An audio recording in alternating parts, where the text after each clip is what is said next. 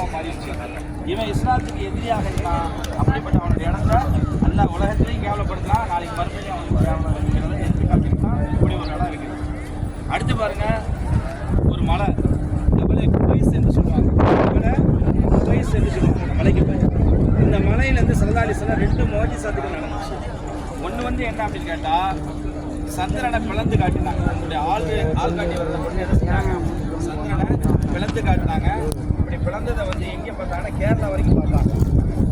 India வரைக்கும் என்ன செஞ்சாங்க, சந்திரன் வந்து 2ஆகி மறுபடியும் வந்து ஒற்றதை வந்து பார்த்தாங்க. அப்போ அப்படிப்பட்ட இது ஒன்று. 2வது வந்து ஹதீஸுகளில் தேர்ந்தெடுக்கப்பட்ட சிகார் சித்தா என்று சொல்வார்கள்.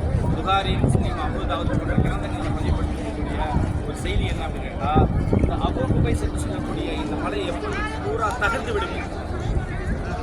யாருடைய ஆயத்து இப்படி வருது, அதாவது ஒரு நேரத்தில் இருக்கக்கூடிய மலையெல்லாம் என்ன ஆயிரும், மஞ்சா பறக்கும். ஞாபகத்தோட அடையாளங்களில் ஒன்று. எல்லா மலையும் என்ன செஞ்சு அழிஞ்சு போயிடும். அதுபோல் அழியக்கூடிய ஒரு மலை இதுவும் எப்போ அழியுமோ உலகம் பணாவாய். இந்த உலகத்தில் யார் என்ன பண்ணியிருக்க மாட்டாங்க, ஒரு களிமா சொன்ன மனிதர் கூட இருந்தால் எல்லாம் என்ன செய்வாங்க, பணாவாய்வாங்க, உலகம் அழிஞ்சிரும் அப்படின்னு சொல்கிற ஒரு எடுத்துக்காட்டாக தான் இருக்குது. இந்த மலையை குடியிருப்பு, இப்போ அந்த குடியிருப்புகள்லாம் அகற்றிட்டு கவர்மெண்ட் பாதுகாப்பாங்க.